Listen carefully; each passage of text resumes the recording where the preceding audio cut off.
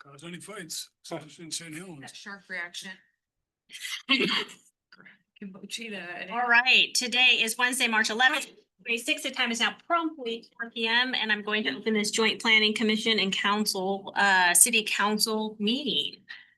So do we have a new president or chair? For the, let's see, Brooke is, Yes, and she is absent. Dave is the vice chair. David are not here. Okay. All right, so we have joint planning commission and council city council minutes. So a joint planning commission and city council minutes dated September 10th, 2025. Did somebody else want to run this or? Did you want? Otherwise, I'll just keep going until you tell me to stop. Yeah, that's what. Does anybody want to make a motion and has anybody had everybody had a chance to review them? Yes. Should the discussion of allowance of ATVs be changed to discussion of allowance of side-by-sides or? Well, an ATV is a side by side. Anything It's a that class wasn't, 4. anything that wasn't center driven. Yeah, it's a class 4 ATV. So it's just a little confusing on the terminology, but yes, that's the same. Is there anything else? We need to adopt the meeting minutes. That's what we're looking at. We're looking at reviewing and making a motion and a second and then. I make a motion, we adopt the minutes as they are. I'll second. Okay, we have a motion and a second. Everybody in favor? Anybody against? Okay. Second for you? Unanimous. All right. Discussion items. So we have B, proposed planning commission policy. Okay, so I'll talk about that. Reason for talking about this is it was a good opportunity for this joint meeting with the planning commission. Talked about it a little bit the last several months off and on. And if this discussion is productive, we'll probably bring it before the council in the ordinance form. So last year, the planning commission started discussing its absentee policy.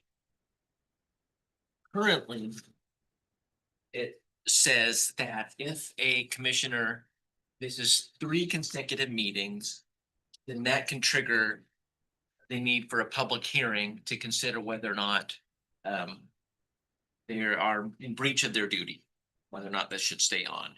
It's only happened once since I've been here, so that's not very often at all. The planning commission wanted to kind of rethink those rules. Discussed it a couple times. And then I kind of chewed on that discussion. And prepared a proposal for them, which they reviewed at the February meeting. They seemed favorable of that. And that's what's attached in this memo here. One of the major changes is from 3 consecutive meetings to missing 4 meetings in a calendar year. I think it's a good improvement. Life can happen. And you know, I'm uncomfortable punishing our commissioners if life happens. And so something could happen where you miss 3 meetings. And the basis for 4 meetings, now this is regular planning commission meeting. It doesn't include ad hoc meetings, special meetings. It doesn't include these joint meetings. So normal meetings that we have every month. Assuming we have all of our meetings, that's 12. 4 is 1/3 of that, and that felt like a appropriate number. If you're missing more than 1/3, it should prompt the discussion.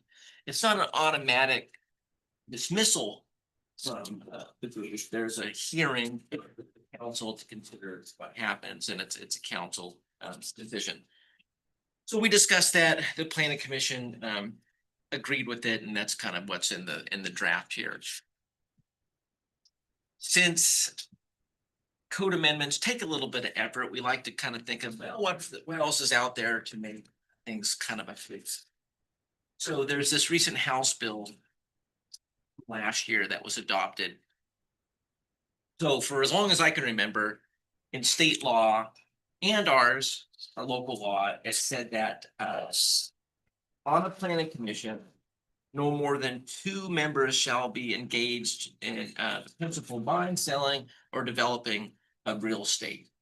Now, we already have the no more than 2 of a particular profession rule, and this is kind of this broader thing. We've never had a problem with that. And because of this House bill, we never will, because it removes that language. So we figured, well, it's not something that people are carrying their torches and pitchforks to council meetings saying, please fix this. But staff sees a lot of stuff, some of it boring stuff, and this was an easy thing to include. There's Counselor Sunday there. Another thing in observing the code,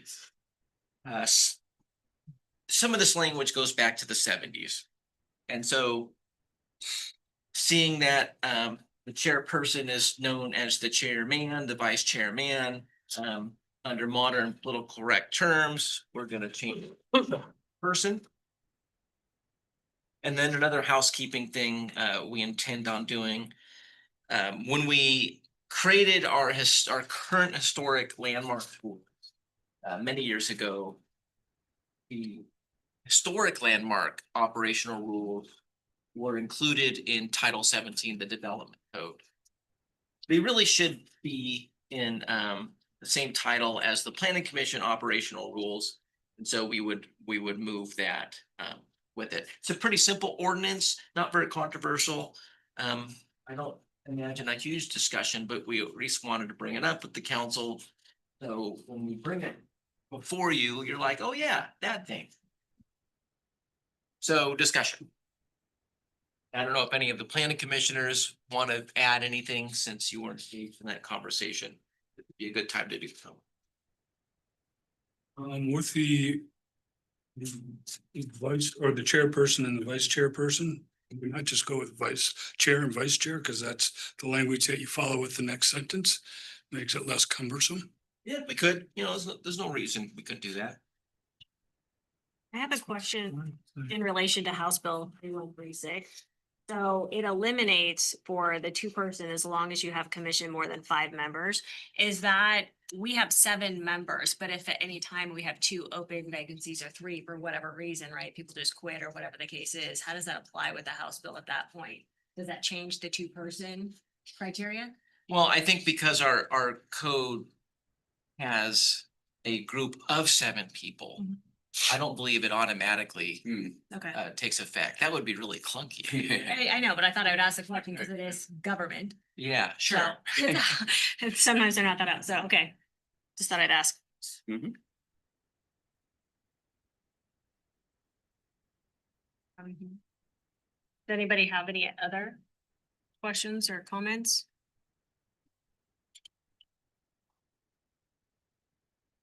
Really exciting one. Yeah. And not even 10 minutes of time. Great. Okay, good. That moves us on to C. St. Helens Industrial Park Era Building. Yeah, so this is kind of an economic development discussion.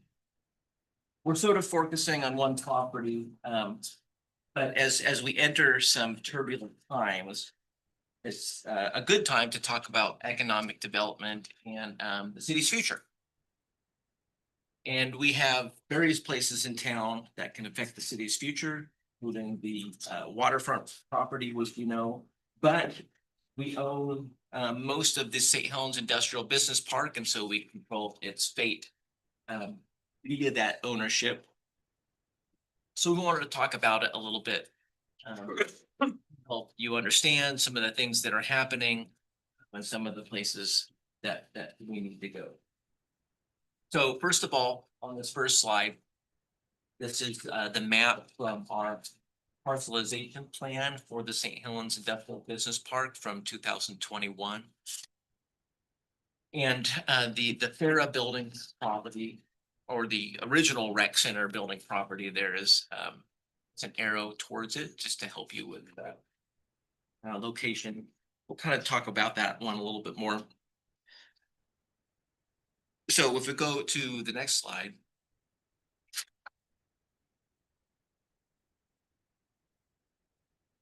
The next slide is just the language in the parcelization plan about that property. So this was adopted in 2021, and back then we were talking about a potential RV park there. And so it's memorialized in this resolution. It would be accessed from Castor Road. There's a potential roundabout, and I'll have an image of that could affect how that property is developed. We have creek buffer. It talks about a 20-foot wide easement for pedestrian right of way, which advances our Parks and Trails master plan and can also relate to the Woodland Reserve, which has been discussed. It's zoned light industrial. The zoning affects what can be used there. And unlike some of the industrial business park, this parcel is actually an entity unto itself. It's already a legal parcel. It's not bound with other properties, so we wouldn't need to create it. It's already created. For example, Project Arcadia, we had to create that parcel, sell it to this. So the next slide just includes some of the things to consider for this property and for a lot of the properties in St. Helens Industrial Business Park. Number 10, which is not there, is sanitary sewer. Sanitary sewer actually runs through a portion of this property, so it's available. But we need to extend sewer down Castor Road to serve other parcels. So let's get into some of these details here on the next slide. This is an excerpt from our zoning map. As you can see, most of the St. Helens Industrial Business Park is zoned heavy industrial. We do have some that is zoned light industrial. The property we're talking about mainly is there with the orange arrow. Now, one thing I want to point out is Johnny's. Johnny's is purple. And that means it's zoned mixed use. Several years ago, and I think it was when they wanted to add their outdoor smoking area. So this goes back ways. So smoking was no longer allowed inside. People still want to smoke. They have to have an outdoor area, and it was a non-conforming use. And so expansion became a problem. So it ended up being rezoned to mixed use, so they didn't have that problem. The reason I point that out is if, for example, this property, the city was considering a use that may not be allowed in the light industrial zone, we could potentially entertain a zone change. We would have to consider our economic opportunities analysis. That's the study that looks at our employment lands, our commercial and industrial lands. And what that showed us is we have a crud load of industrial land. That's not the term used in the plan, but I like to have a little bit of fun here because sometimes this stuff is boring. But what it does talk about is we want to be careful about rezoning the valuable land. And that's a question that we have not had yet because we haven't rezoned our industrial land since we adopted that economic opportunities analysis. So it's kind of an unknown area, but it is industrial property that encumbered by sensitive lands like wetlands and stuff like that. It's along a developed road, and so it could fall into that more valuable category. The light industrial zone doesn't allow some uses like offices. The the Farah building is a public facility, so it does allow public offices, but like an attorney's office wouldn't necessarily be allowed there, but it does a variety of things. As I mentioned earlier in that framework plan, it talked about the RV park, and an RV park is something possible in an industrial zone with the right permitting. So zoning, some potential consideration for future zoning depending on the vision of the city, which these two groups have some influence over. So if we go to the next slide.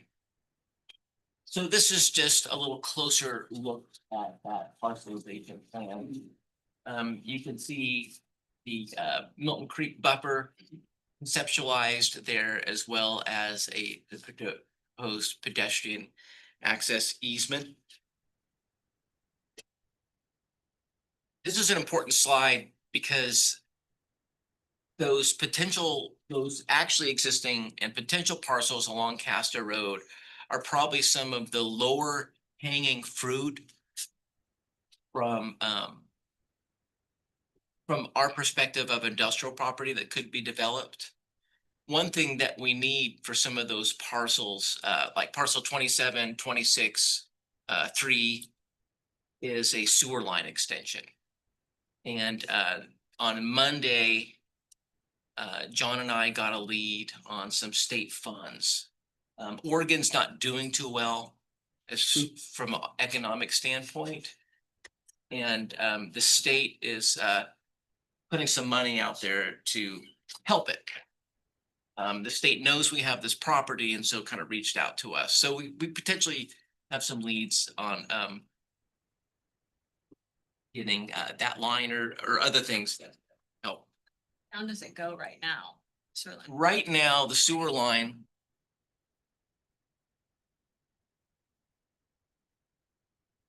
And if I made these slides today versus a week ago, it would probably be different. Right now, the sewer line actually crosses perpendicular, not even here. Okay. And then there's kind of a stub here. So what we would like eventually is for the line to go down here. The mill never had a reason to do that because its sewer is tied with a lagoon. So that's gonna help open up those parcels. Another thing that this helps us see is that Castor spur.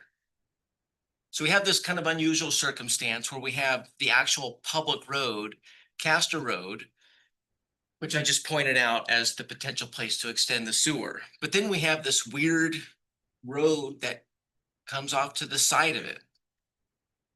Why do we have two roads next to each other? That's really inefficient.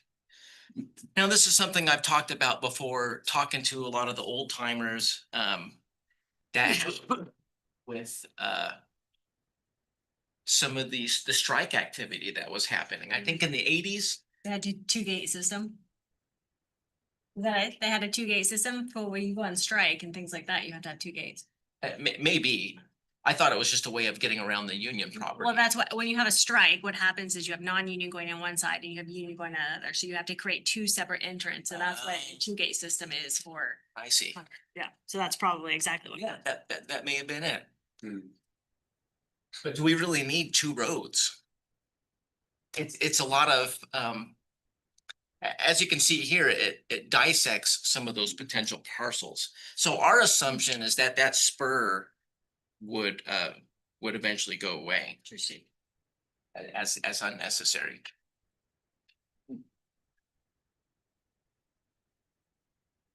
You're gonna have to, the intersection there, Krasner comes into the site, then you'd have to deal with that. Yep. And you know, that's been contemplated as part of the PGE parcel. I don't know how many maps of that, but well aware. And Castor Road would need a lot of work. It's in no condition for semi trucks and stuff to be on it at all. Yeah, and that's probably something we should talk to the state about for grant monies.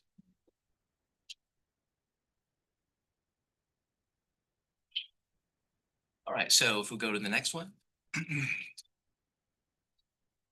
So this is from a year ago when we talked about the Woodland Reserve.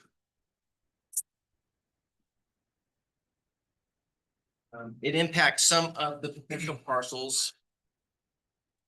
But where the Woodland Reserve boundary ends up and development of these parcels, there's some things that we ought to figure out before we know the end results.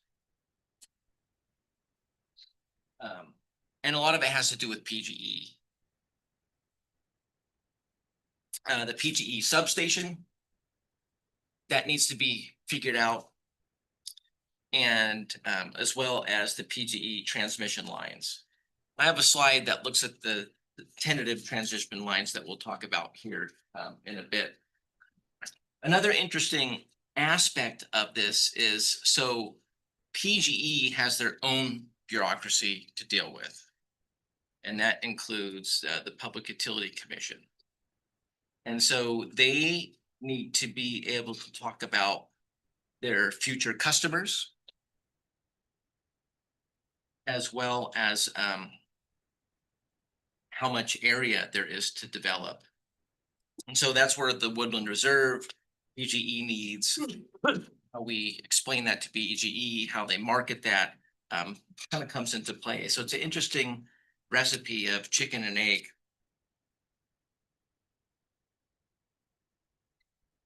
Okay, so if we go to the next slide. Another thing planned for the future is a roundabout. So the property we're talking about is on the south side of this image.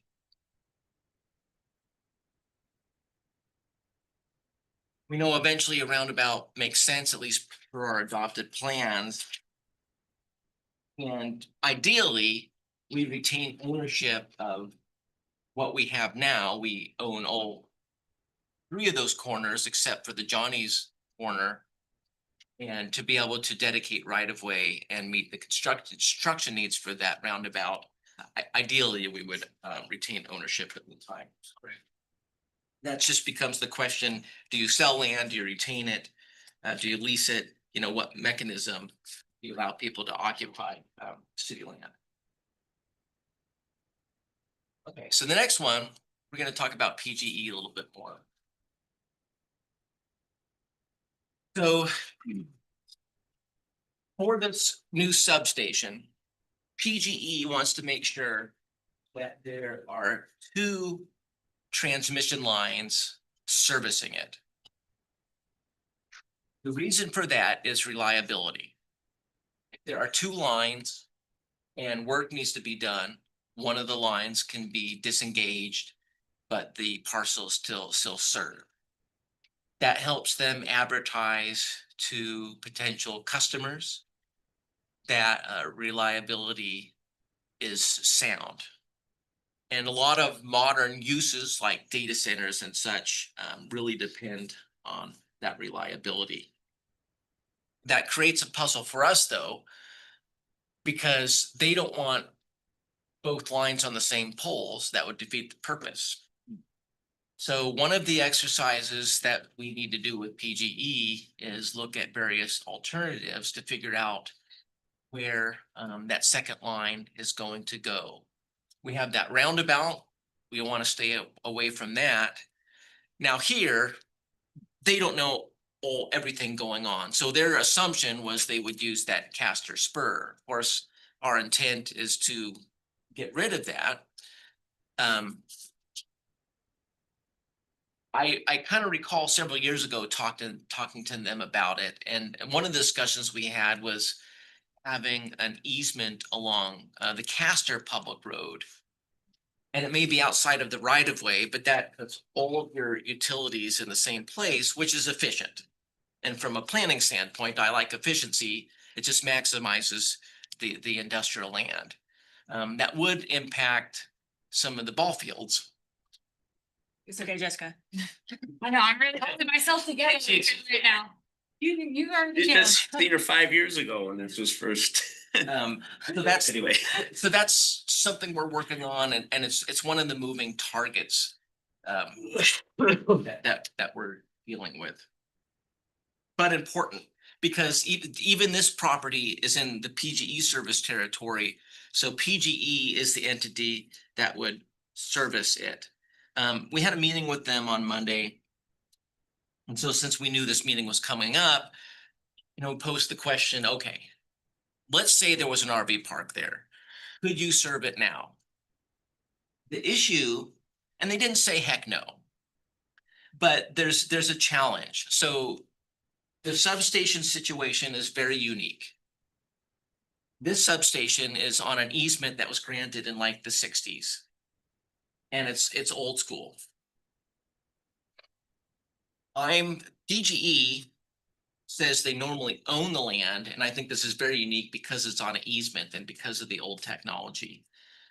The limitation that they have is if this existing substation, which is the only source of power for this property, if another use is connected to it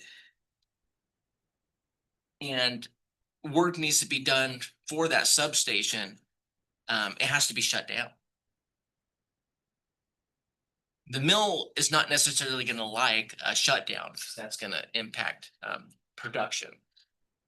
So ideally, in a perfect world, that new substation would be in place online before we really have a lot of new users just from organizational standpoint, logic flow of things. Where are we at with the substation?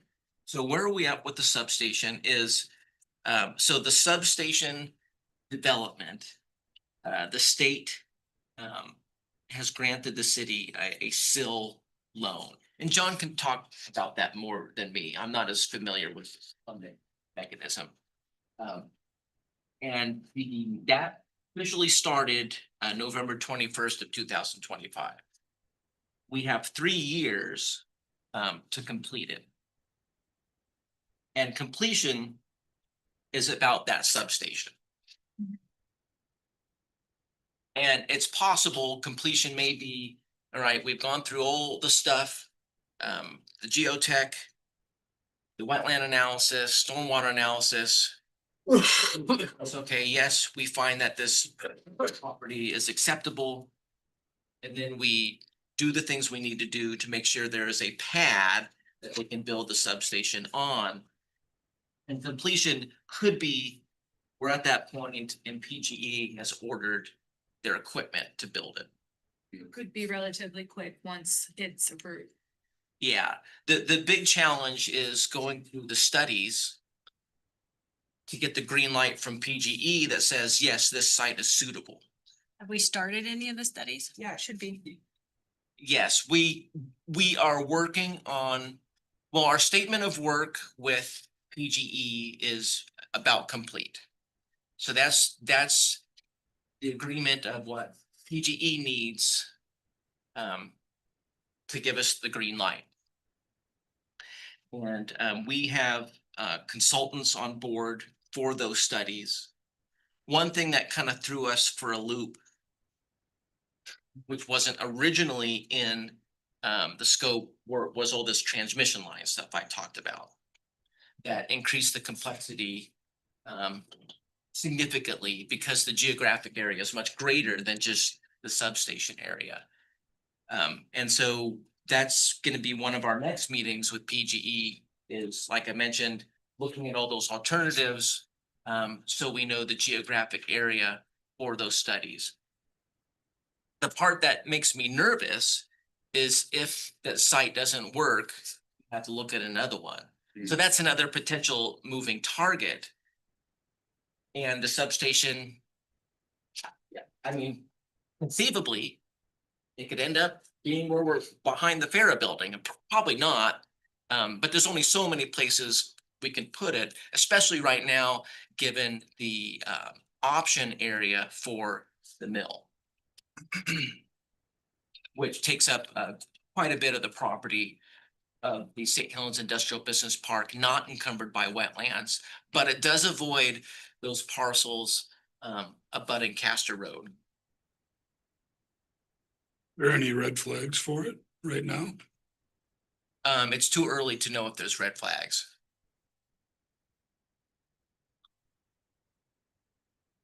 I guess I'll add that with this state funding that's come to this project and working with PG, there's also an agreement between the city and PGE. We have a business, the city's entered into this agreement with this councils with the state to get these funds. And part of those funds, PG typically expects their land to be donated for that purpose, and we've negotiated that they're going to sell it at market rate to the city. So there's about $500,000 revenue with the sale of that property that's contemplated at this point in the budget. And for some reason, they need a freakishly large parcel for their substation, 300 by 500 feet. Way bigger than what their parcel, their little easement area is. That's the there's no variance to that at all. We've discussed that a lot with them and they would not budge. They're pretty defiant in their standards because they need certain distances of their equipment from property lines and stuff like that. And that's their business. So, you have to honor their standards.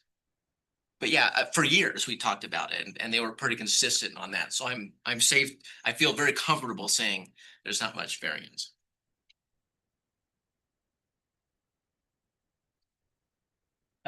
So another thing we get to deal with. Go to the next slide. That gosh darn flood funds. Oh. Now, if we look at these properties along the Pastor Road, there's not much floodplain. Which is good. There's not a whole lot. And a lot of it wouldn't be touched just because it's so close to the creek. Now it's kind of a elevated topic just because of the whole police station stuff.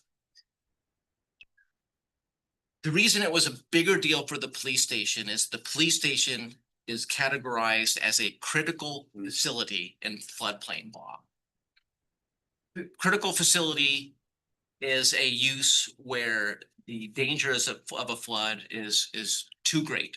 Hospitals, fire stations, police stations, stuff like that. And so it requires you to look at things that you don't normally have to look at. Usually in a floodplain, you're just looking at, okay, mitigating damage, flood resistant materials, can the floodwaters flow through enclosed areas? But for a critical facility, the review is elevated. Is this site truly the right site? And is access elevated out of the flood? So we usually don't get into those things because we don't look at critical facilities in floodplains, but that's why the police station was kind of a different matter because it's in a different category. For most industrial uses, we won't have to check those boxes. It'll just be the, mitigating flood loss. We also have to consider endangered species impacts because of how that law is evolving and lawsuits, which I've talked about before. And that's just making sure if we lose trees, more trees are planted and stuff like that. And we kind of have rules that do that anyways. Another thing we got to talk about, which I did not create a slide for, is TMDL. So as a growing city, we have all these wonderful requirements, unfunded mandates, which is just joyous, especially given some of the hardships we're facing. We have been, so DEQ has put us in this category where we'd have to worry about TMDL. And that just means how much stuff is in the water. We've had to worry about mercury for a while now. And now we get to worry about temperature. So the temperature of our creeks. And the reason I bring this up here is we have to start worrying about trees for the purposes of TMDL. I don't know if this is going to be a place we want to plant trees because it's kind of early in those efforts. But I figured, well, it's something to mention if we just talk about all of these things. And, you know, one of the reasons for this joint meeting is just to educate on all the random stuff we have to deal with, so it's good to just throw it out there. So, open discussion.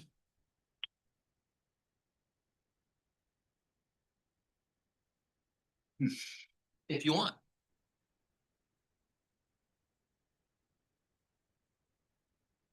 You know, when I first created this, I'm like, okay, yeah, let's talk about the RV park. But then as I started getting into it and then being reminded of some of these issues, I'm like, well, son of a bleep. We have some steps to take. No, large parcel. How large is that? Yeah, I mean, so you've got to see your number 4. 5,000. Go back to the first slide. Number 3. But that's the. I think that is actually city property.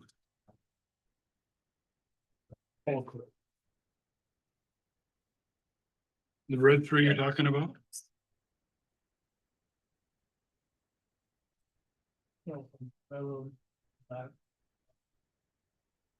I would, it's pretty big. Yeah. Yeah. It's really big.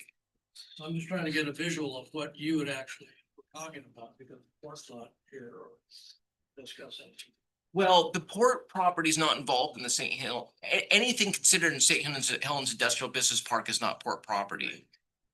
Everything on the map with the conceptual parcel was city owned. Now it's city, the Hop Farm.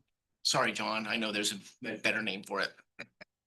And now Project Arcadia, but there's no port property included. Let me look and see what Which you're. map are you looking at? That's the port property on there. Must be the next. It was on this, This this, all of this, and, oh, this is the west. You're Okay, but okay, he's you're just looking at trying the to show Woodland the Reserve. floodplain. So, This is port here.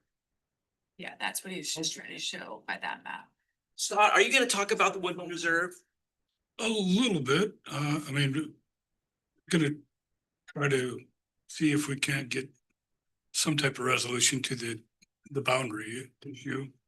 Or at least have a way forward on that issue. Okay, let's, I want everybody to see what Russ is talking about. So go down a couple slides to the Woodland Reserve map.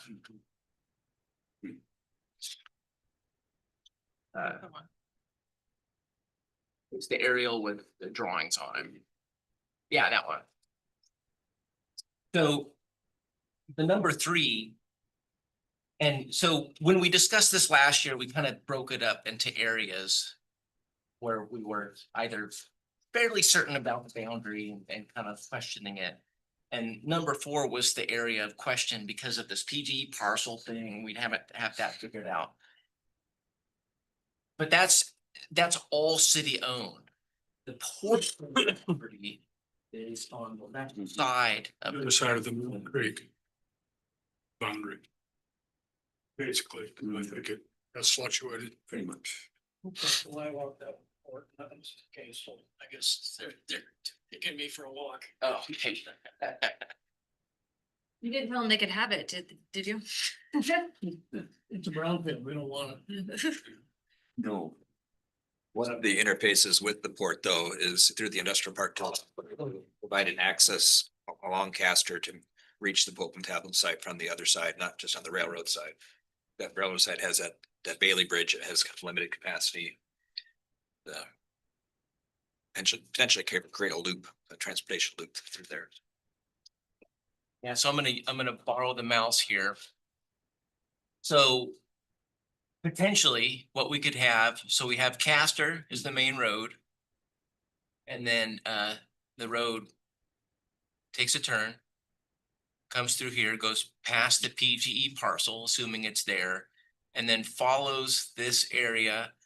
When this property was created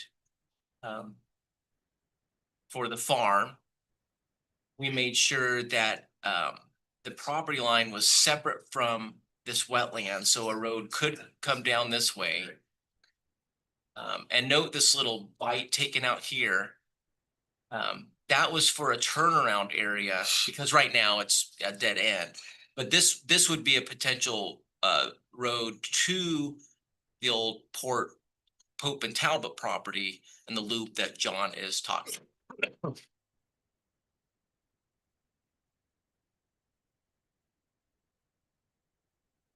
That cover it, John? Yeah, and the port's, some very preliminary talks about having a boat ramp, RV, or sometimes types of uses down there. Even with all the, there's some cleanup work with the pollution. Part of the property has a no further action, and they have the other piece that needs to be remedied, but it is a floodplain, but floodplain allows RV and other uses like that. So I was gonna say, Jacob, thank you for putting this on the agenda because it did come up. Obviously, this was discussed in the past, putting the RV park. What I believe I heard you say is that it's zoned correctly, but we have a few little obstacles dealing with the PGE substation and potentially a little bit of the sewer. No, there is access right there that goes straight to the properties, right?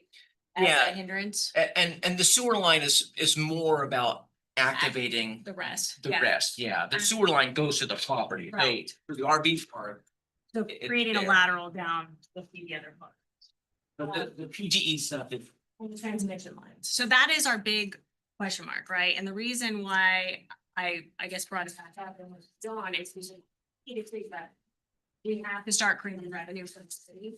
And based on the research I did, a lot of it, and I know John did too, with other RV parks, and I'm not talking about like lower end, I'm talking about higher end, so they're not dumpster fires. But they are generating, like Dundee, generating a lot of money, over $1 million a year easily for RV parks. And it was 80% capacity, 60%, but we own this property. It's like 7 acres approximately, right? Okay, so I walk my dog by every single day. I see dogs pooping in it and I see parking one time a week. That's kind of where I guess I'm coming from, is that we need revenue. We have an asset. We have has been turned into a revenue income, whether it's a private public partnership. But I mean, So, go ahead. yeah, so Mary, that's the question I was, if, obviously the site would need, if we want revenue, but it's going to cost money to develop it, and then what are we thinking about then in terms of, are we maintaining and leasing the land and we'd be responsible for prepping it, or is this I think for sale or a private? think it's a discussion, right? It could be a discussion, it could be a partnership, it could be, I mean, well, there's a few options, it's just whether this is something, this seems like a low hanging option to create a reoccurring revenue that could be $1 million plus a year. So the discussion, I think, should at least be had. Right, so I agree with that, and I'm glad we're. With not a lot of having- overhead. So, but then, the nature of the RV park. Is it able to get something in there that isn't, I would think obviously the old Farah building would stay, Be used like an amenity. right, which I think is what had been in initial proposals. Mhm. So that's, and then the rest of it would have to do with layout of street or the campsites, things like that. I mean, how is it possible to do some stuff? Moving ahead, to do some things where you can establish that, but then if there were changes that needed to be made based on the positioning or the placement of the substation, PGE substation, and putting in the other stuff, that if there could be adjustments made to the RV park, is it possible to open something that brings in revenue and is a quality place, but yet could be changed or adjusted? Say, Very soft and, utility hookups and parking area, so. The infrastructure is low to get that off the ground going. So I guess that's what I was asking, is if we put infrastructure in for that, and then once substation stuff, the sewer line, the transmission lines, all that kind of stuff, it wouldn't have a major impact on, it wouldn't have that much of an impact on the RV park. We could keep, the RV park could continue in operation. Wow. We're also getting rid of industrial sites which create employment. And you don't have many industrial sites here after all the wetlands. So I think it's both sides, but site development for RVs, simple, just a structure there. There's not a lot of nice little industrial sites like that around that would be right off the main roadway.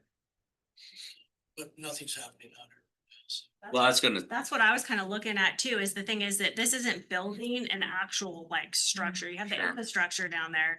But it's something that, I mean, nobody's knocking down the door, right, to come out here. In fact, businesses are leaving Oregon because we are one of the highest for taxes for businesses, right?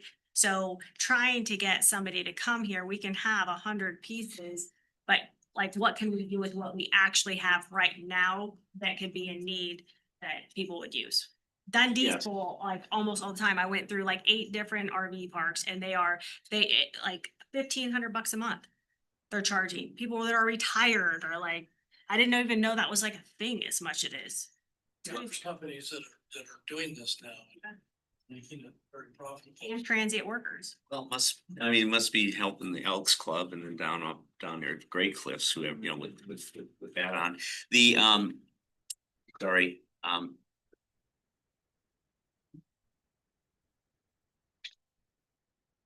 I know that's gonna be a good thought, because you're working It'll- hard at it. it'll- Come, Put it away over here. come Trying to back, catch it. I think that rec center could be utilized as a clubhouse, Exactly. washroom, Yeah. showers. That could be really nice. When we were talking about the reserve, the trail, we're during that portion of the trail up there, we're hoping to do some type of ADA trail right through there. That'd be nice could be good with the RV park, because that could be handicap accessible for folks, because you're talking about older folks. Does the reserve portion, would that affect the current proposed layout of 70 spaces? No? Okay. In fact, it would enhance the project, right? Yes, I was it gonna would, say it that. absolutely would. It would help each other. Yeah. I thought there was something like, I think they both kind of play off each other, the RV park. If we're looking at more high value. Well, and Halloween Yeah, count, 100%. right? Because then we would Yeah. be able to see some return on investment with Really not. staying in the town. you know, And the tourism funds from that, right? Because it would count, what did you say, Dawn? It would count as project. like a place to stay. Yeah, because I mean, during October, it's not, prime season for RVs, so that would actually, you'd have, prime RV season, because you're not tent camping at that point, you're now in transition to an Yeah, actual. I mean, structure.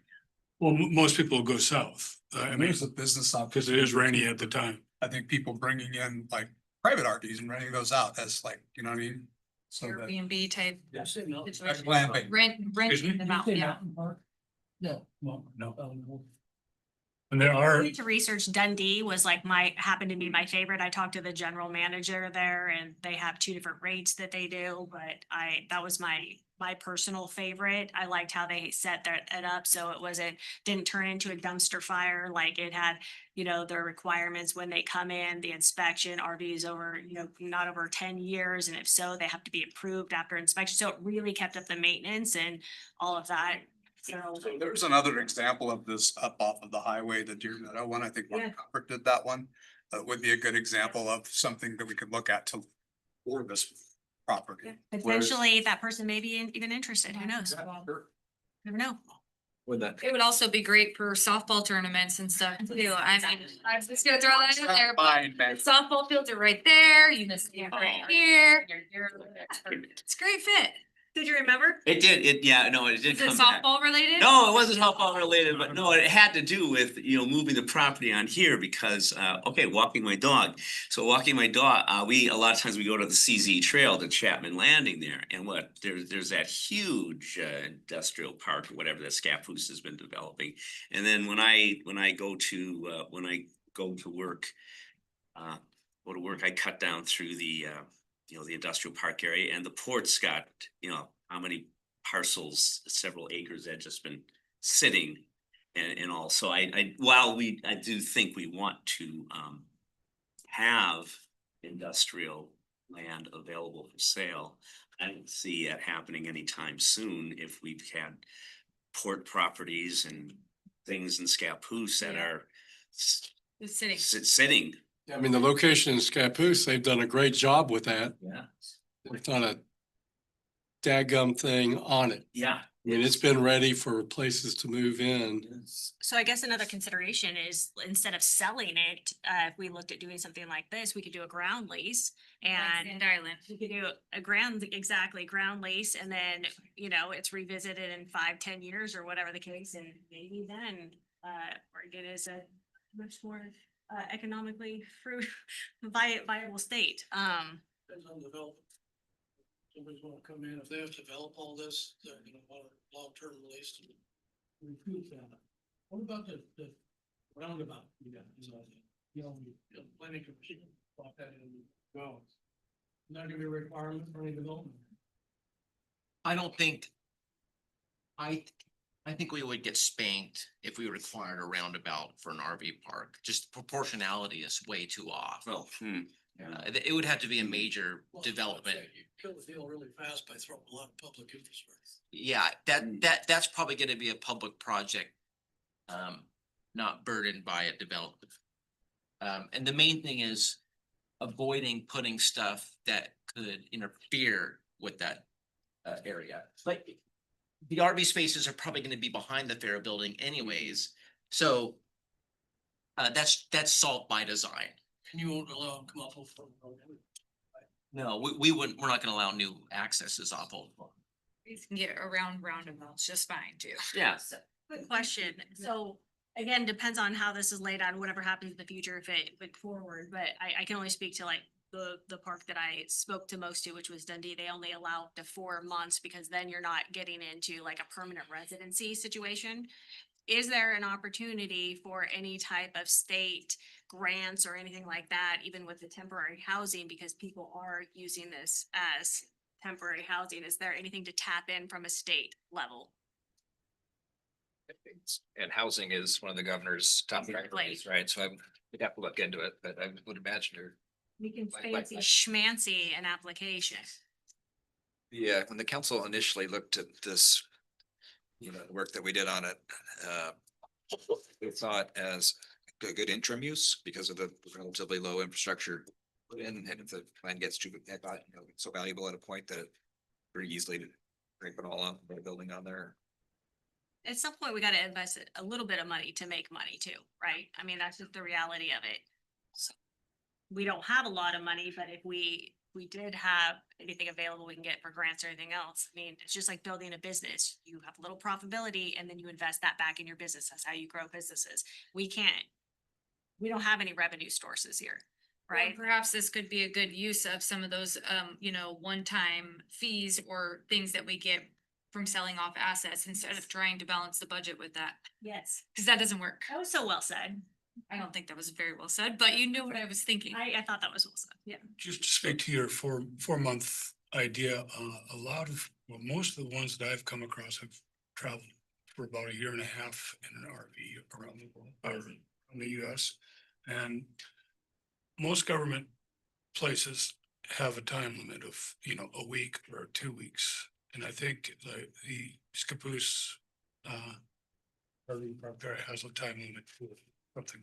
Scappoose Bay does too, but this one particularly in Dundee, this one, they allowed 4 months and then a month by month afterwards. And I spent, I think probably a solid week calling different locations in Oregon. I mean, there was 8 total. I can produce the list if you guys also want to do some research on it. But they do 4 months, and then I believe it was like May through October is like $1,500 a month, and then they do like 950 the rest of the month. These private or public? This is private. Yeah, that's what the difference would be if it was public, and then usually they have a reduced amount of time you can have. So would we be recommending or suggesting an RFP, putting out a request for proposals to see if people are interested You gotta to? define it more. Yeah, what's that? You gotta be able to define it more. We gotta have something they can look at. You know, Right, I mean, we'd have to do that, but then, You were talking about the, on what's the map we got here? The lot number. 28, Yeah, that's the property we're talking about. yes, and that would only go up to 27. So I'm glad you brought that up. So that southwest or east, excuse me, line, that, you know, that's where that's at. It doesn't mean we can't move that line. We could increase the size of that if a larger parcel was desired for an RV park. What's a normal size RV? And so we go to 26 and then maybe 29. You could go all the way to the river, you're telling me? Well, it gets a little quirky because the geometry of parcels and areas desired to be preserved. GE wants. But you could, There's a road going out there anyway. but you could see, it could certainly be larger than 29. It could be 28, 27, and 26. Or even, I mean, you could go 1, 2, 3, 4, 28, 26, 27.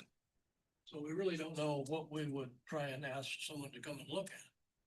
That's what I'm saying. Right now, we're just talking about parcel 28.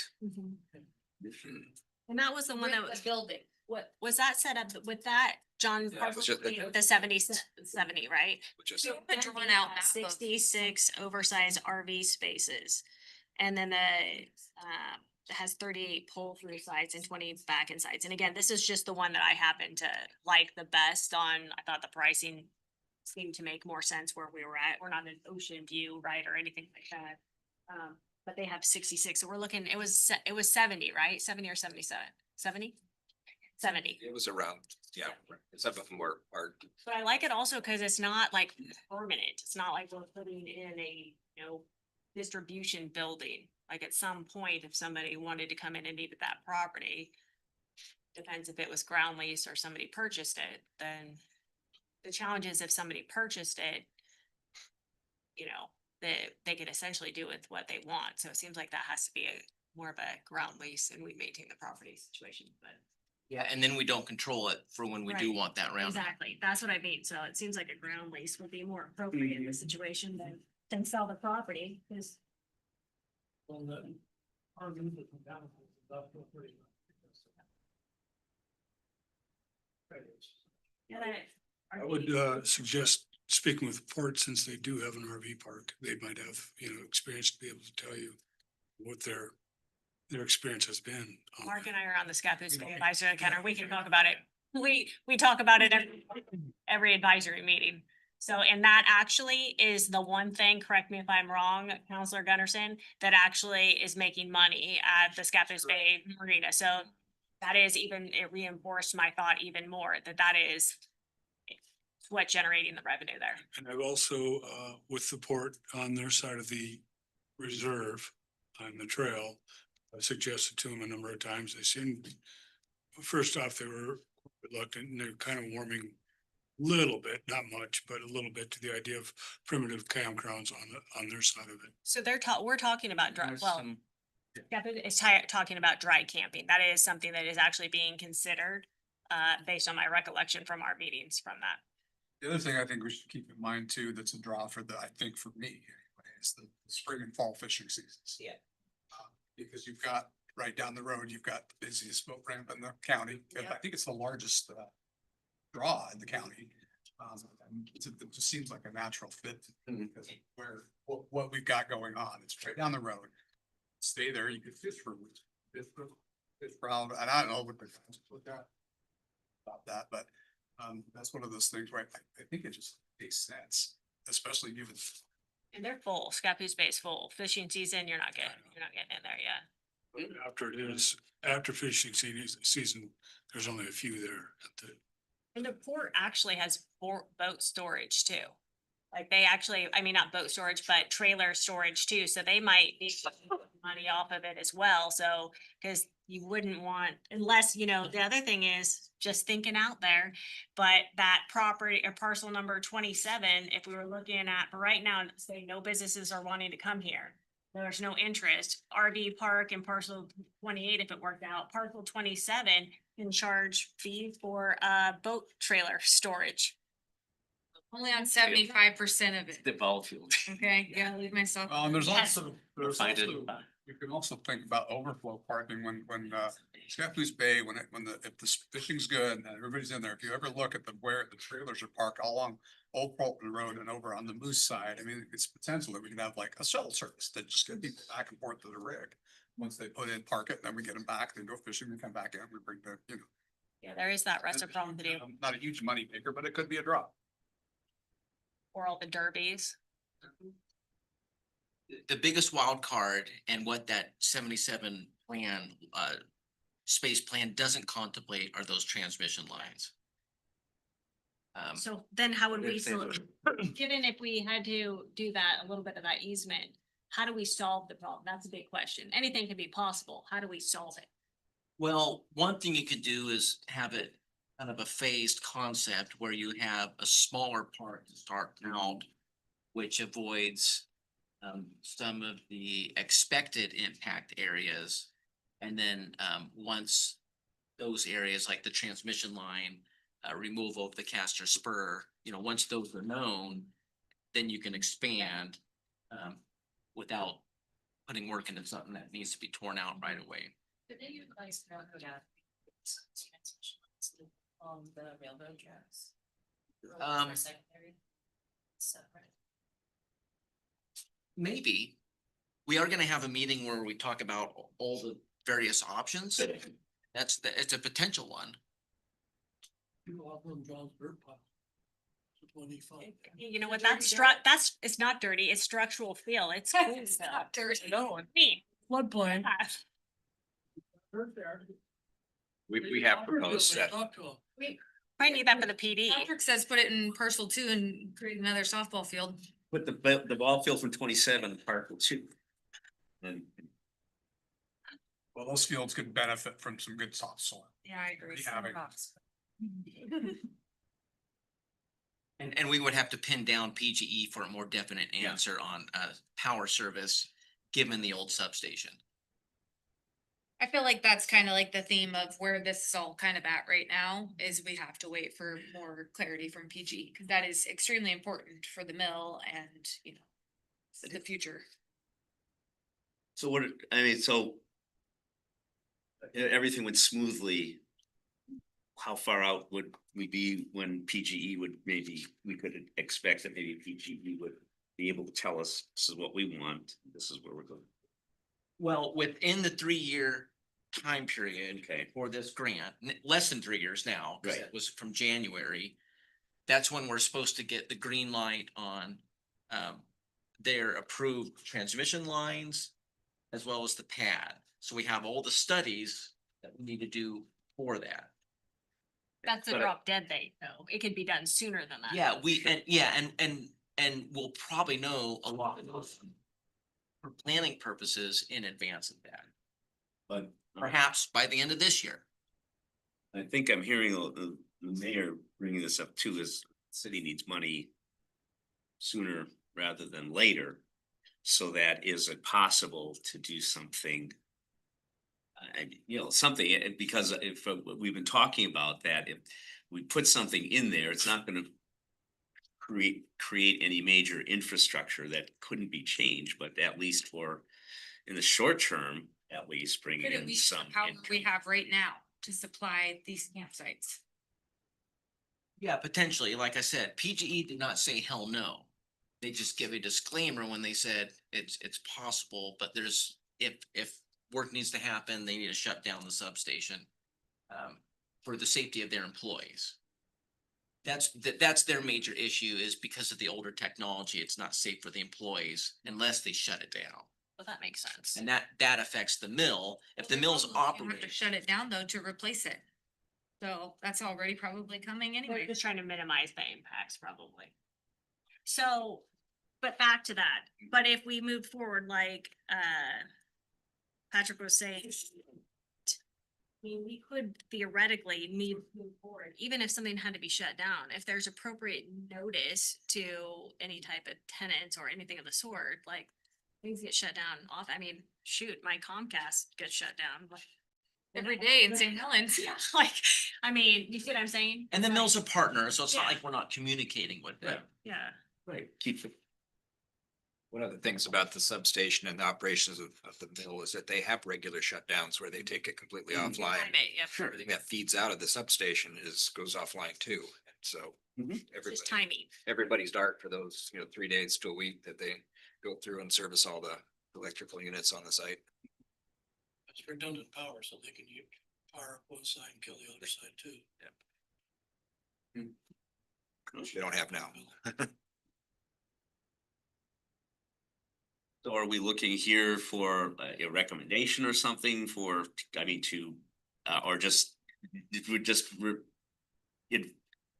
actually, the council, I guess, would move ahead, but, You, can you, can't get a commitment out of PGE until you build it? We have queued up as much work as we possibly can, as far as the focus has all been about the site pad. And then they're now saying, oh, and the transmission too, and said, well, can we move them, simultaneously? And they're like, no, let us wait and figure out the transmission. We do it together, so it's not a lot of work that's lost. If I hear you say correctly, that things can be moved around if needed. Yeah, it would just take new permitting. The safer approach would be have less spaces. That's less likely to be impacted for your first phase. And then once you know more, you put it in it like along the creek. We're probably not gonna put the transmission lines along the creek because we want to keep trees in the creek. PGE does not like trees next to their transmission lines. It's another reason why it's more likely to be along Castor. So if you had some of the spaces along the creek, we're not gonna put the PGE substation there, especially if there's an RV park. Well, can't do it here. So it may not be 70 spaces, maybe it's 40 or 50 or something. But that's, that's would Why be wouldn't one way to we look at it, is just having a smaller. go that route? park to start. Why wouldn't we go that route? Just do it in a phase approach and start with the smaller one.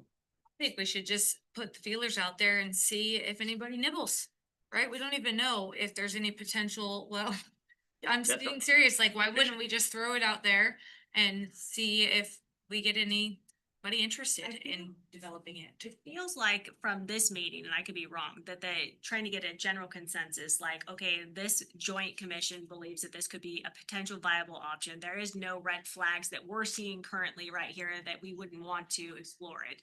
And then, recommend that staff look at the best way to, like, that, if it's a ground lease, like putting the RFP out there, and then it could be proposed to the council, right, on what that looks like. Cause John, you did quite a bit of work on this, like, how many years ago with this, 4 years ago? Or longer even. yeah, And it just stalled, so you have knowledge on it, you probably have a good idea of like how this could potentially work. That would be, we don't wanna be in a landlord business necessarily, we don't wanna manage an RV park. So it seems like an RFP that would want to do this without selling the property on a long-term ground lease. It's probably a stupid question, but is there any, since it's only gonna be that number of units or potentially that number of units, traffic impact not gonna be an issue? I don't think so. I don't know what the trip rate for an RV space is, but I imagine it's less. It's not enough to trigger a traffic impact analysis. I know we have one behind us at Les Schwab and it's, you don't hear much out of it, so. Yeah, that's the Deer Meadow one, Yeah, exactly. owned by Mark Comfort that was kind of mentioned. They're usually pretty quiet. Pretty quiet, yeah. Yeah, there's not a lot of police activity up there or anything like that. It's really well run location.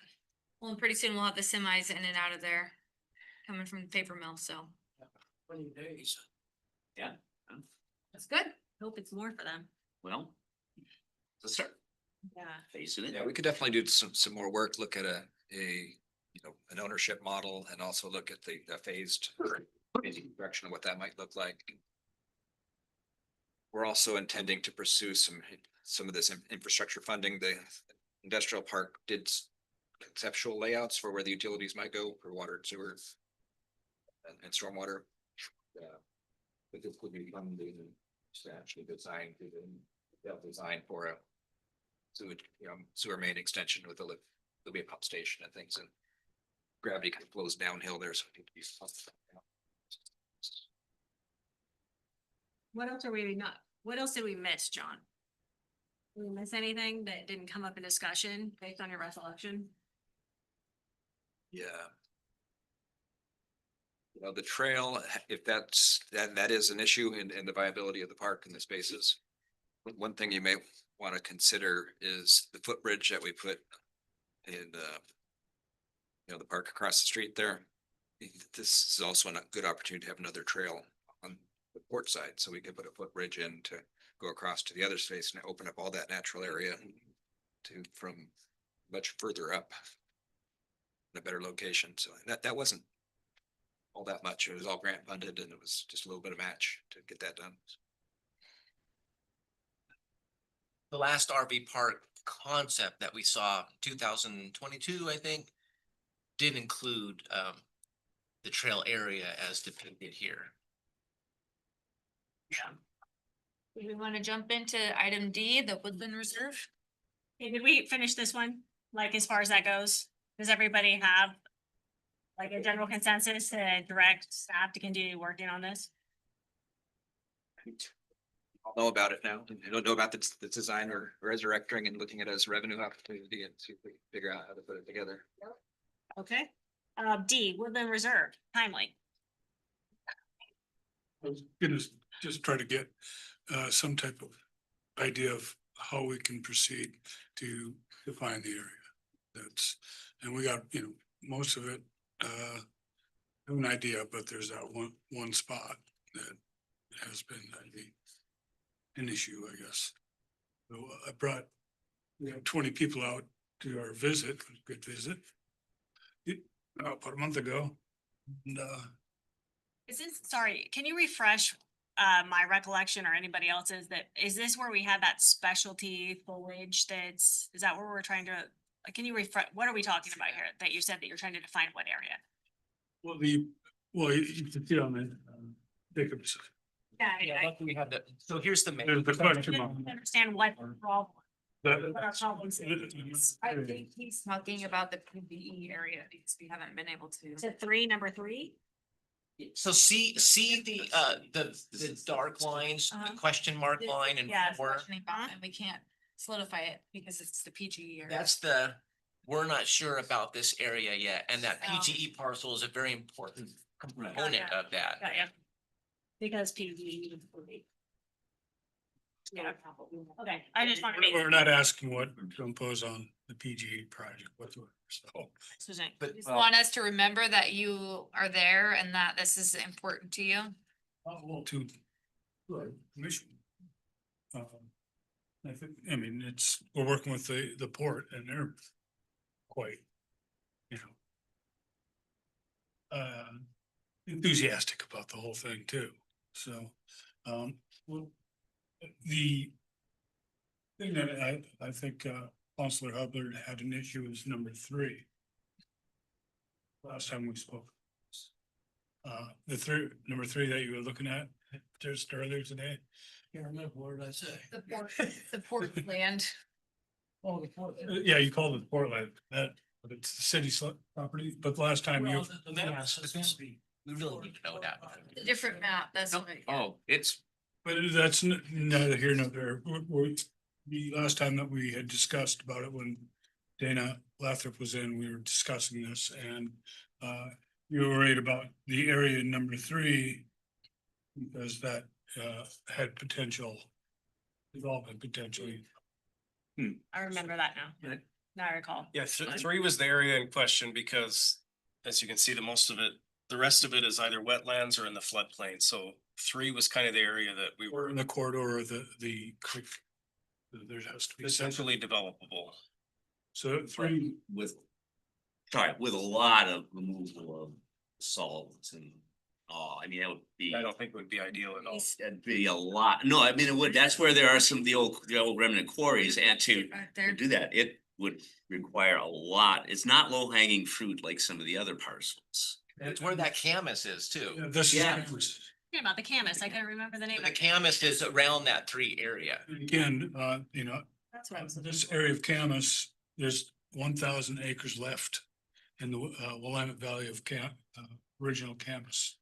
And this is, well, I mean, if you look at it that way, this is a considerable portion of what is left in Oregon in Camas.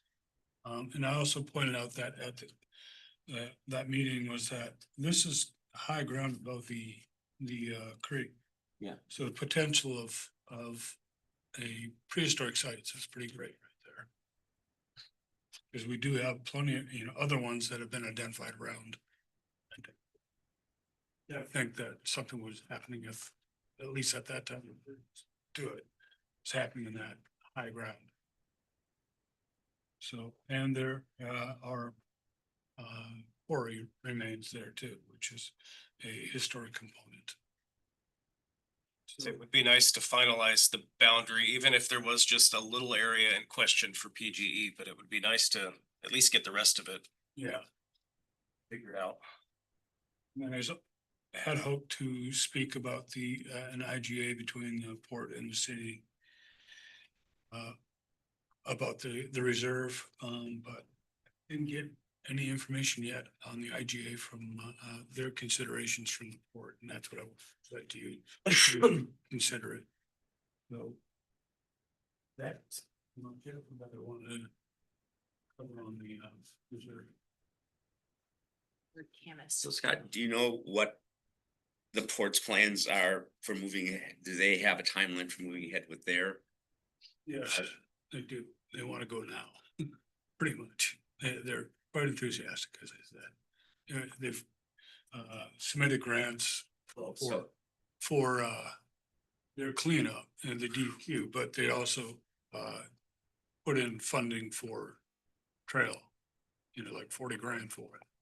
So, as I say, they are on top of it. That alone, even if it takes time to develop the city stuff, would be a big draw, I think, for folks who are interested in, We already have a partial trail on the city side anyway. right, but partially, but I'm right, but we don't have, and I think would be some proof of concept for what we would do on the rest of the city side, if we get that all worked out. I am going to step out because I do have another meeting I can eat. So I hope you don't misspeak. Is there anything more on the Woodland Reserve? It sounds like this is just a tabled item for right now. What can we do to get to a finalized idea on this? I mean, what do we have to do? With the question mark of the. It's really just one little tiny area that PGE would be encroaching upon, right? Well, the issue is, let's say they reject the location we're proposing now. Then we have to think of a different location. And that's the wild card that makes me nervous. And it's kind of reflected. So 1, 2, and 3, you notice those are in red. Number 4 is in black. That's kind of the area of mystery, so to speak. I mean, if we have to shift it If it was set apart as a woodland reserve, that's nothing that couldn't be undone, is it? Just like with our RV park, if PG says we need this now, it's nothing that we couldn't accommodate or adjust. Yeah, it just depends on what mechanism you choose and how burdensome that mechanism is. For example, if you included it in your development code through a planning process, that's quite a bit of work. Whereas if it was a more informal acknowledgement of the council of the importance of preservation, that could be a resolution. And I think just spitballing, if you're interested in something in the short term, an acknowledgement of preservation via resolution would probably be my recommendation. Does that make more Because sense? then at least you have something. So in the short term, and then once PG is more. I like that defined, idea. We can actually put in a more permanent reserve. I don't think it's fully addressed, Councilor Hubbard's concern on area 3. I don't think Counselor Hubbard remembers what his concern was. What you're saying is I shouldn't have brought it up in the first. Yeah, that's what I was saying. You want to leave at 7? Recall what Counselor Hubbard was saying is because it was whether this could be, buildable property or not, and if we wanted to make it a reserve or if we wanted to have this in our portfolio for any type of development. That's my recollection of what your comments were. Yes, and so then they talked about, okay, we're gonna have a group, we're gonna walk around. I created a contour map to help with that, and I don't know what's happened since on that. So. Great, I don't know if this is nuts. Hesitate to say, okay. A few years ago, I was taught, when I was still on the council, doing some talk with folks about the Nature Conservancy or whatever, just about the whole idea of carbon capture. And with the city having, and I was saying, the city has and all. What would need to happen with that? And so the lands, anyway, can we look at perhaps some of this, but okay, stop, Patrick. Boom. In order for the city to take advantage of the potential sale for carbon capture, it would have to be land that is not already been designated for preservation. So that I just wonder if we're looking at this, some feelers out there about interest in carbon, folks interested in doing some so getting income because the city's keeping these trees and we're Credits and everything. credits, yeah, the credits. So anyway, just I didn't realize though that you can't have something that was already designated. that was at least the understanding I came away with the conversation I had with this person. Well, a lightweight resolution that says the council recognizes the importance of this area is not necessarily a preservation Right. ordinance. Correct. And so, Preserving for a carbon cap. Well, we're looking at possibly doing it, but can we put out feelers for if there's people, I don't know if it would be worth anything if the woodlands is enough to even make it But also functional, but that planting additional trees, how many more additional trees could you put in space? So there's spots could put. To That would be for you. most of that. I was gonna ask plays the devil's advocate. We could do a resolution. It's gonna be more staff time and a burden to staff to put it all together. Is in fact this going to make any difference? Really, like by doing the resolution? Like to not expend anything more than have to. That's kind of what I'm getting at. So if we're just waiting on what the PGE, what that's gonna be, like wasting, I'm not saying wasting, it's not a waste, but directing staff to go through Yeah. the resolution, put all that stuff out there, when in fact, it's not gonna really hold any weight necessarily. We're just saying, supporting it, almost like a proclamation. Like that's a lot of time and effort for the staff to do. would it help the piece of the RV park though, if you have kind of that area of saying we're intending to. I have I don't have any idea. I don't know if that would be a John question. I would just speak erroneously. They seem fairly different. I wish there was a way the Parks Commission could move forward because like Scott said, the port is ready to partner. And Parks Commission's been working on this for a couple of years. They're ready to move forward. It just seems like these are two major projects right here that are now dependent on PGE and their timeline.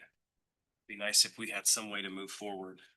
It's just, The other wild card is if we end up not having parks and trails because we don't have funding to maintain it. So I don't wanna see us putting the cart before the horse, right? We can't, and like she's saying, even if we move forward today, it's not gonna hold any water because PGE has to happen. It has to happen. So it would be like us giving a false promise that we can't keep because we don't know what we're promising. So I just, But as we're saying, it's just a small area boundary issue. So again, PGE's not gonna put their substation in a wetlands or in the floodplain. So it's the majority of that property is not in question. Yeah, it's just that number 4 area. well, then maybe to be safe, we just draw back the woodland reserve really tight to the creek. potential, Is that too tight? Well, I'm just saying, that's, you know, we gotta make sure that we're not. And the substation can't be in the floodplain. Yeah. It's, to me, again, it just seems like that little corner, that little square. So does that corner of that square though, does that go back to Counselor Hubbard's comments about? But we're talking about an IGA with the port. You mean that comment? No, I'm talking Okay. about his concern was the buildability. Of that corner. It seems to me that the resolution path is probably more favorable than the land use path, which would make it more complicated to undo if ideally the site that we've picked to work on is suitable. And if it's not, we're gonna look at the next closest place to the mill. The cost of that infrastructure. Having a substation on the other side of the mill is gonna be much more expensive for them to build it. We want that as close to the existing. We can just transfer right over to it. is there a plan B? We would look. There are some, up on the Contractor Hill, which is in the option area. It could be just right there by the clarifiers there, notching into the rock there. That's part of this. It's not a huge area. It's 300 by 500.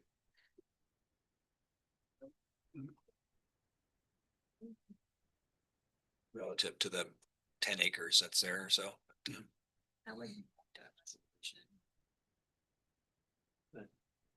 and if I could speak to possibility of the demise of the Parks and Trails Commission.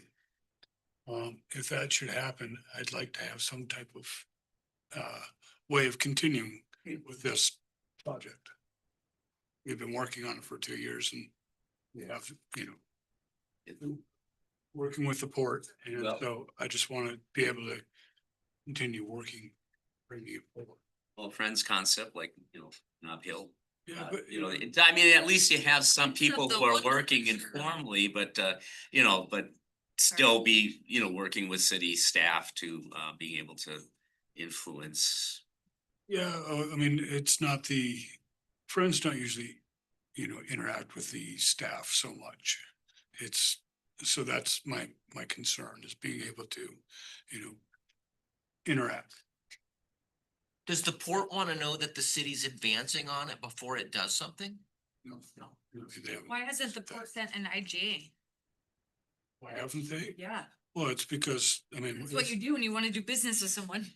you negotiate between, them. So that's why I was Or hoping. does it come to us? Well, I know My knowledge. they have, been working on it. And I'd hope to have a basic framework for you today about it. Parks Commission's been interacting with the port and John's been interacting with the port. So that's been going on for a number of years now. Yeah, under the previous port director, they were looking at handing over the whole port property on that side of the creek to the city, but that never came to fruition, so. But just so that we can continue on. Like, we have to do something about that. There's something for consideration for the future. It's revenue and then Maybe we don't have to have these stopped. The revenue. All right, are we good with Woodland Reserve for right now? That's Woodland Reserve, so we're Trying on. to check that off the list, Jacob. Yep. Planning Commission, proactive item, architectural standards. And so we, by default, we keep the identified proactive items on these for discussion.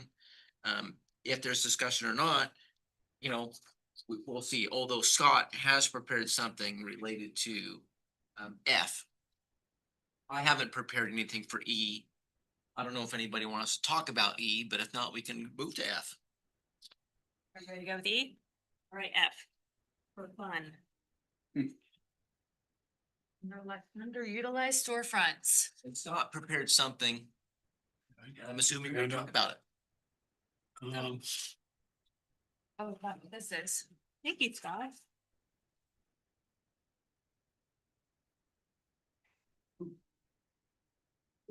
I've been in contact with Astoria. This is kind of a synopsis of what the contact person in Astoria gave me. And it's just something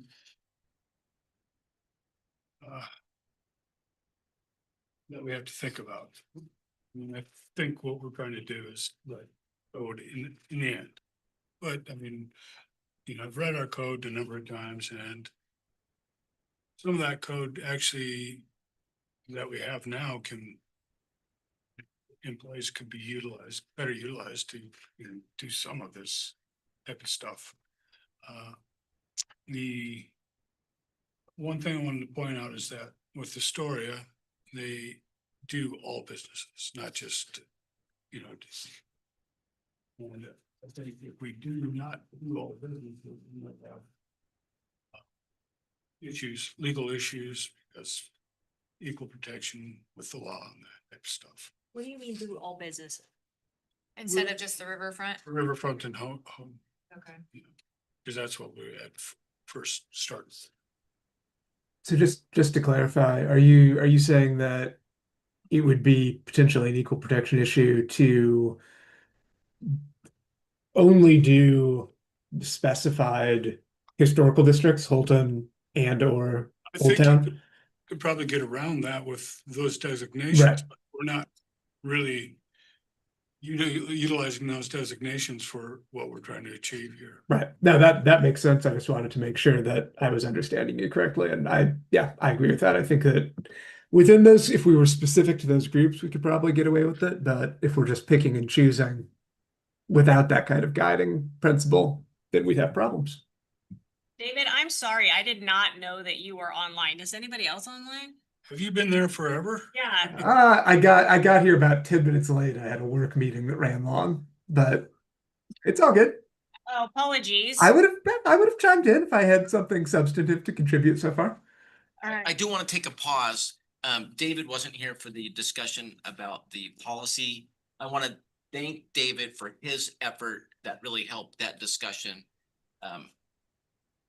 The first one we talked about. So you weren't here to be able to thank you. So thanks, David. Well, thank you. I appreciate it. Okay. Back at you, Scott. Okay, we had agreed to try to come up with a inventory. Had some setbacks with that, and so I had hoped we had I could have utilized some software through the Main Street Alliance, but I don't know what happened with that. So I'm trying to create something along those lines.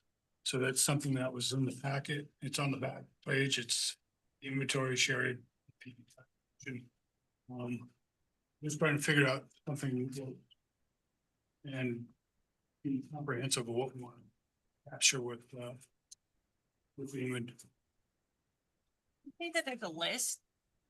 Right here. Let's talk about the list Oh, right this here is- of like what he would put on. Sorry, you said And that he into needs the to collect packet. the information. but- It's in the packet, actually, too, Oh, okay, I believe. I was pulled up. okay. We got it. Just to make sure I'm not missing anything. So these are some ideas that I put together. And I gave it to my fellow commissioners at our planning commission meeting. And it's them to, if they had any ideas of, if there's more things to populate in that. So.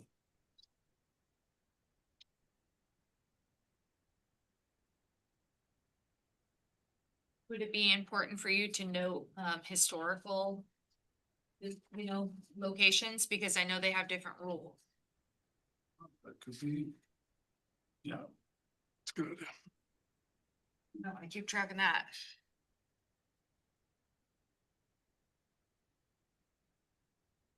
Would it be worthwhile to understand that ownership too, like how long they have owned that location, that business? Might come in handy for attrition later down the road. Yeah, I mean, one of my thoughts about doing this is that, I could go, basic bones, but if you're doing the thing, we want to capture as much information as we want, if we can, so. Can you repeat that again? Like ownership date? Years of ownership. Yeah, years of ownership.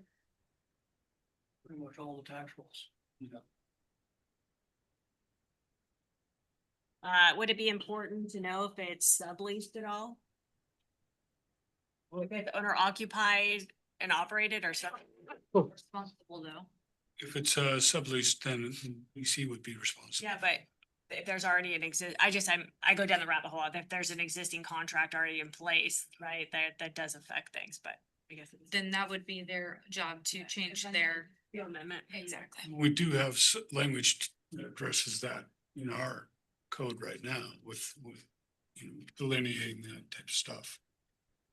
Just looking at this, Scott, I know a lot of these businesses down here, business owner and building owner are different Yeah, things, I know. so. It would probably be important to know. And that's where, We did Yeah. put business name, business owner and property owner. Mhm. So those could be separated out. Property owner's not gonna be that big of a list, cause it's a small number of the property owners down here. well, if we're going to be doing on all businesses, all business structures at least. And we're going all the way up to Highway 30, I mean, all over. Yeah. My concern is the larger area that we set out as the project is gonna make it. Yeah, just scaled this project. Yes. Just Just- hard with harm to it. You think I want Maybe one of those things where we do it in phases to make it more doable. That's a good point. Could be probably done in phases. Yeah, well, I mean, I was good, getting to, one of my objectives, this was potentially creating a working group because there's a lot of stuff to do here. I'm not gonna be able to do it all myself. And I don't know about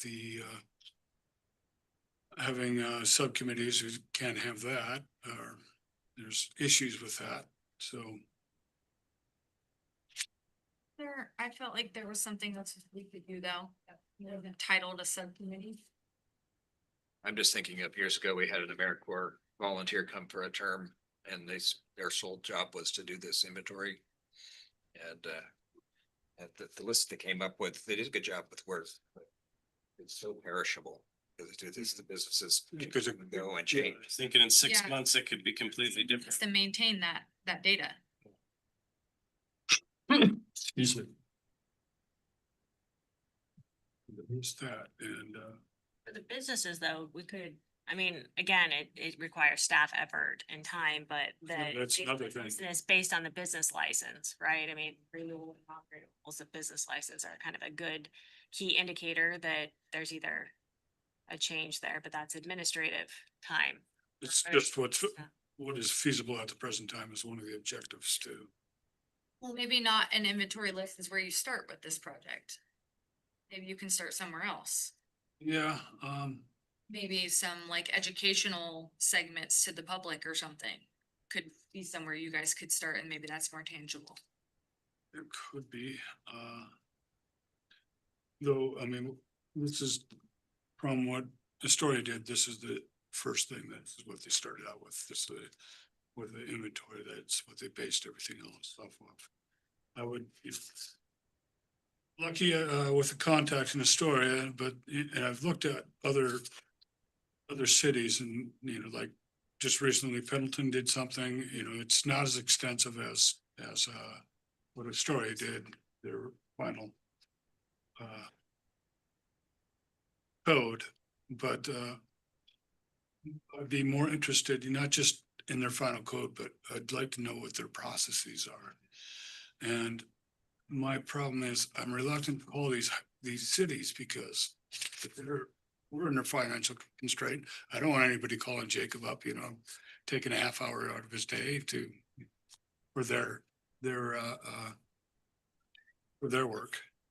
So I'm reluctant to call somebody and because I'm a public official in the capacity of the planning commissioner, do that and take it away from some other city. It's just taking resources from them. So it kind of, well, I'm reluctant to do that.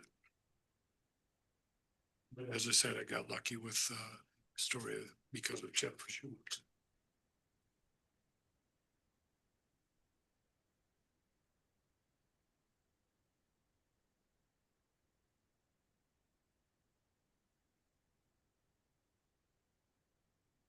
This is kind of gives an outline with what Astoria has done.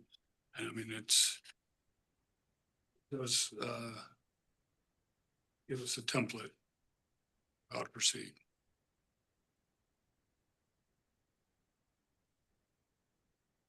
I do think there's utility to getting some initial assessments, sort of as you've been discussing. If nothing else, somewhere down the line, if we want to ultimately do something about vacant or underutilized spaces, we're going to need to either have some sort of carrot or some sort of stick. And I think that if nothing else, politically explaining to the community why we're doing that depends upon being able to say, hey, we've got this amount of unused space. So at some level, we need to know how much space is unused and where they are. If it makes it more manageable to focus on some of the discrete areas that we can get away with focusing on individually, be that Holton or be it Old Town or whatever, maybe that's a way to start. But I don't think we can do this without at some point having an assessment. We need to know which locations we're talking about. Mm-hmm.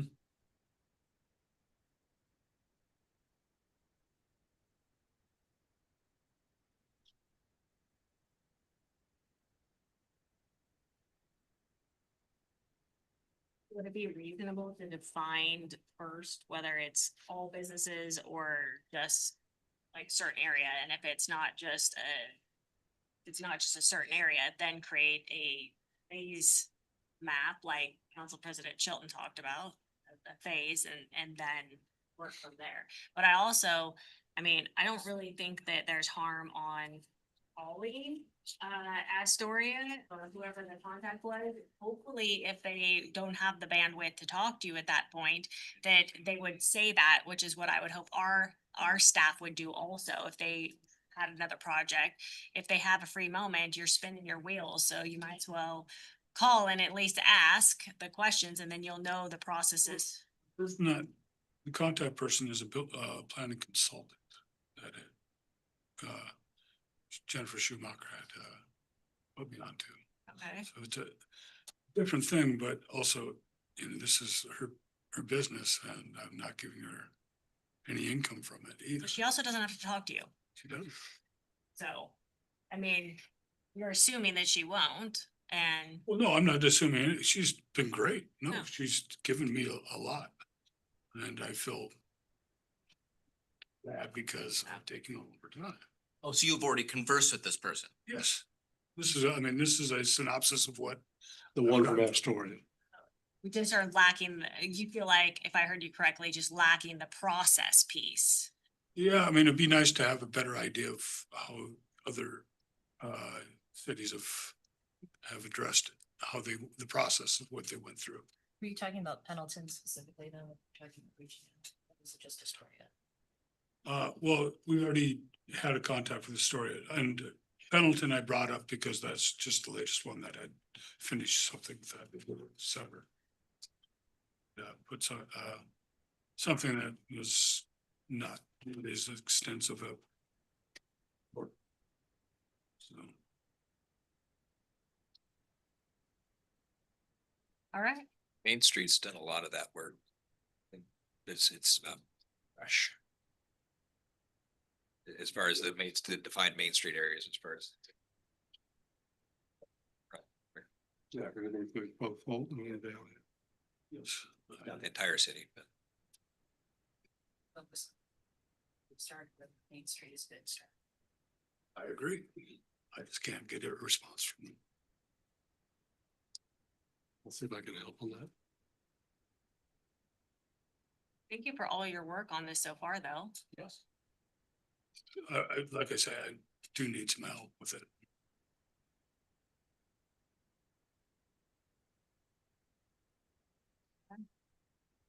All right, anything more for F as in fun? Any other business? So item G is yell at each other and call each other names. You have to come to a city council meeting. Get in line. Yeah. Refreshing not to. You have your work cut out for you. Lovely. Oh, you were joking. I was joking. Oh, I was like, all right, what do we have going on now? Let's get it done. Okay, no, I love this. All right. Was there any other business, Jacob? yeah, I don't know. We had talked about, Jake and I were talking about the value of introducing the Romano early concepts here with the planning commission. Just a quick look at the early look that's not, perfected whatsoever, but Yes. it's more gray blocks than it is, renderings, but this has this document is a mood. The anticipation of these blocks filling in are killing me. Yeah, the PDF, it's, Layered. they're annoying. Okay, there we go. So mind you, this is preliminary, this is not final, especially the architectural examples. They are very preliminary, very preliminary. So maybe if you zoom out, the data will stay there. And this is absent a lot of formal comments as it relates to our framework plan, but it does show some of the effort thus far talking to these folks.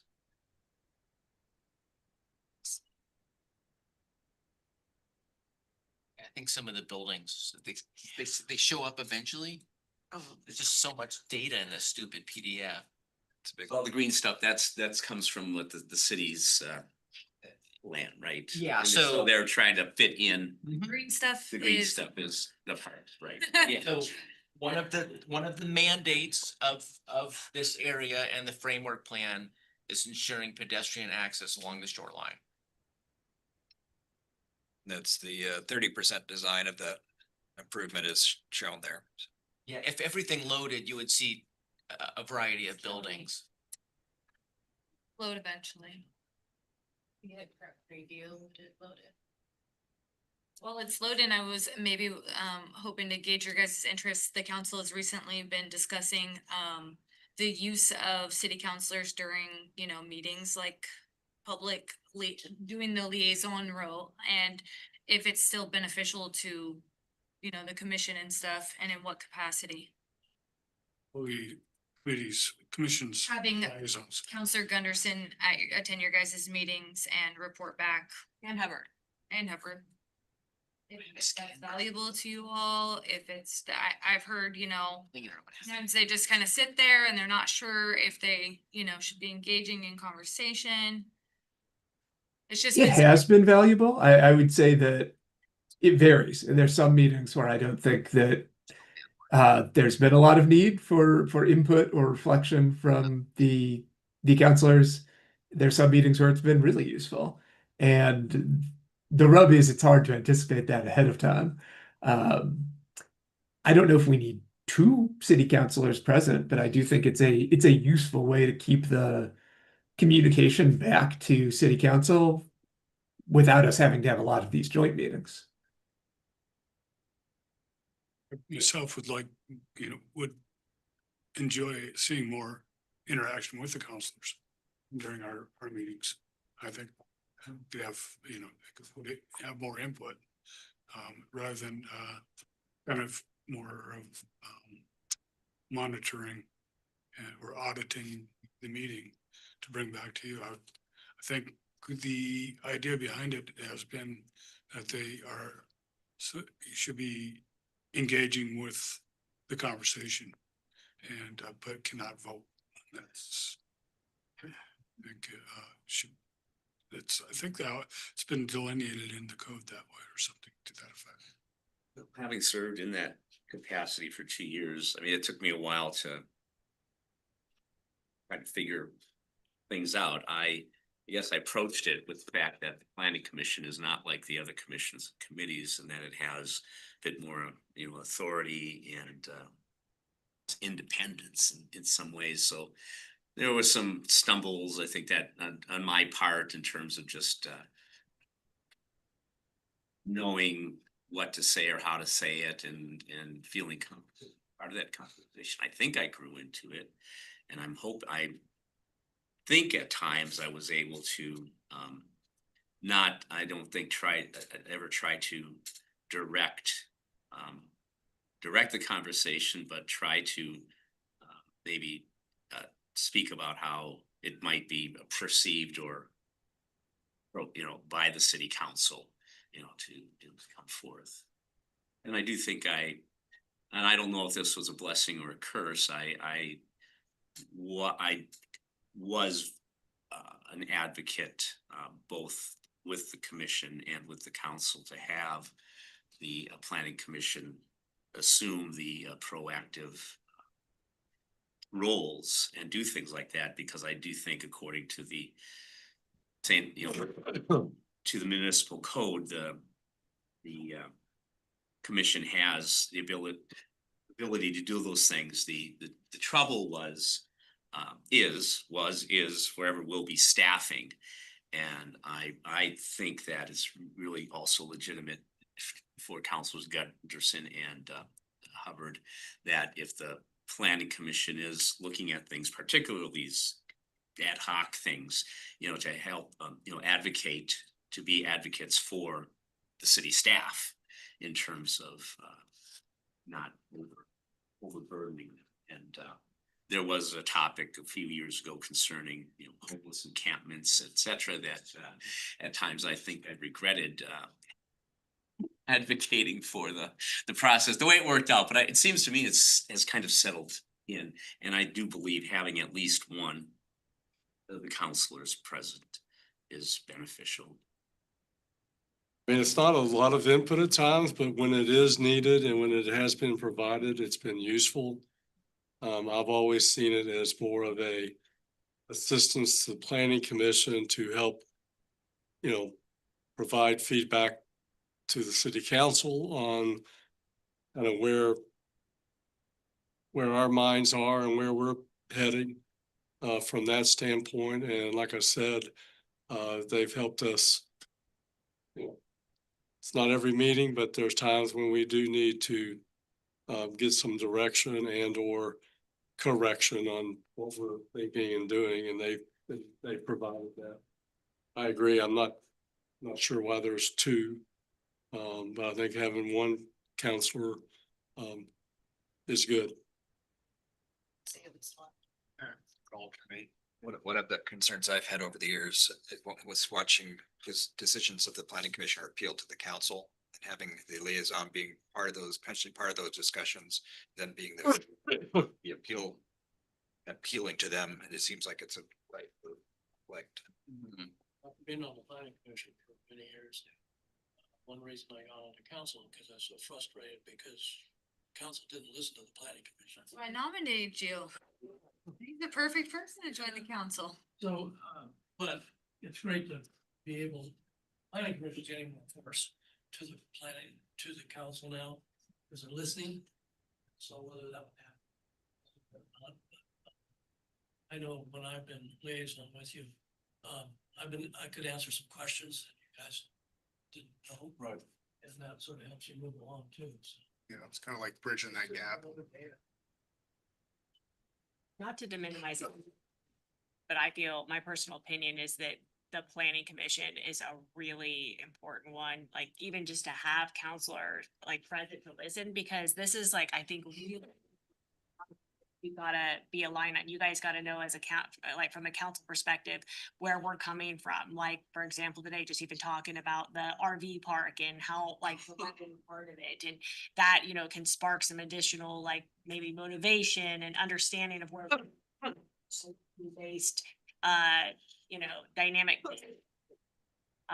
So I think it's really valuable because this together is really what's gonna drive our economic vitality of this city, right? And I actually, I don't know who just said it, if it was council president, I think it was both. The fact that, no, it was council covered, didn't have like, it seemed like when I watched in the past too, it was like the planning commission was just kind of like overrun or just like not really taken in consideration. And I think having a strong commission is extremely important. I don't know, I kind of look at it different, and I know that you probably feel different. You know, people want to go to the parks and trails or being on the library board or something like that. That's feel different to me personally than what is happening in this now, because look what we're about ready to discuss with the beautiful pictures up here. Having us aligned, I think, on goals at least. So yeah, this is, They're loaded. yeah, I just had to turn it into a JPEG, so it was easy to, yeah. So it's just the concept, this is not final. But it gives you an idea of some of the efforts so far. And considering what could be there. The architect and what they presented it to us and the mood was generally moving from north to south was the more intense kind of commercial uses, and it transitions to hotel and hotel support, outdoor restaurant, that kind of thing. And then it gradually gets less intensified in more residential types of uses as far as owner occupied condos and some apartments in there. So. That middle, the bottom does look like the Palisades a little bit, doesn't it? It might even be, yeah. What's the parking like in there? Is there parking structures? Parking in each unit. You see the residential units, there's parking between some. The businesses there and stuff. There's parking for businesses. But we still have to address some parking. Parking is a major issue in downtown, so we have to really keep that in mind. It is, it'll meet all the parking standards of our, That's the standards, but you know. plus the 200 spots that are in the Riverwalk. That's been something. Not the Riverwalk, but in the. years for the planning commission, as we looked at some different projects. You know, we had to decline some projects Because of the parking. because of the parking. It's down here. And there were some that were Really just nice. amazing projects that. Yeah. We had to say no to.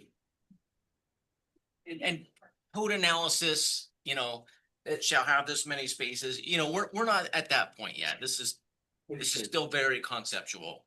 It's just talking in general. Oh, sure, yeah, and that wasn't, I'm saying that because I don't want people to watch this and get excited about. No, I know.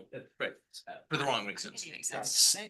Their estimate about how many housing units in there was that, or I mean, they got the footprint there, but is there any estimate? Around 204. It is, Just in this iteration. Could be more or less, so. right, but That's a mixture of types of living units. To be totally clear, we're not talking about 240 apartment unit. Did you say? No, it's a mix. This shows a mix of multifamily apartments and townhouses. That's just the residential side. Or does that include business? No, that's just residential. Senior living, because one of those buildings is senior living. Really? The little L-shaped one right there. Which will house at least probably 100 people. So then there's business is conceptualized as well as a hotel. I thought you were going to your boat. What do you mean? John, when are they gonna be coming present to council? At the next meeting, you're gonna see an extension agreement to kind of work through some of the site development app.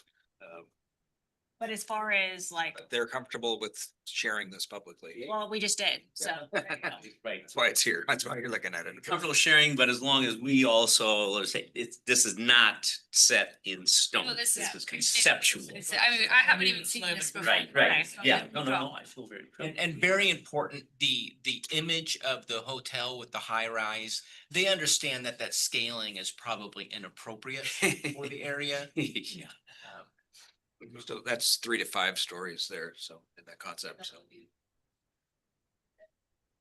The hotel that you were talking Yeah, that's the conceptual hotel location. There's a couple kind of circular spots, especially way at the top there. What are those? Top left. Oh, the little roundabout thing? No, it's below the roundabout towards the river. There's that black circle. Looks like a basketball. Yeah, that was he's been working with American Cruise Lines for more than a decade as a port of call, and they've been interested. And they've really ramped up their interest recently, with this project. They're really excited about it. And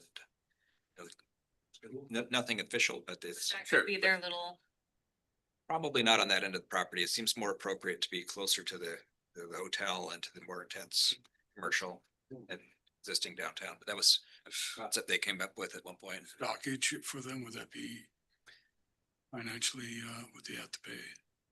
Those are less than you think. If you look at Port of Kalama and the facility they put in, it hasn't, it's upland, it's only like 20 feet wide. It's just a ramp. Yeah. It goes out and lowers to the boats and comes up and Yeah, then it goes over to the property for the McMinimans there. And about. Yeah. Have So they, it's a good Michelle.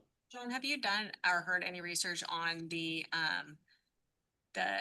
impact, the economic impact of those cruise lines being in the, like, that area? I have talked with the consultant at Ecorp Northwest that's doing most of the Northwest, even down into California.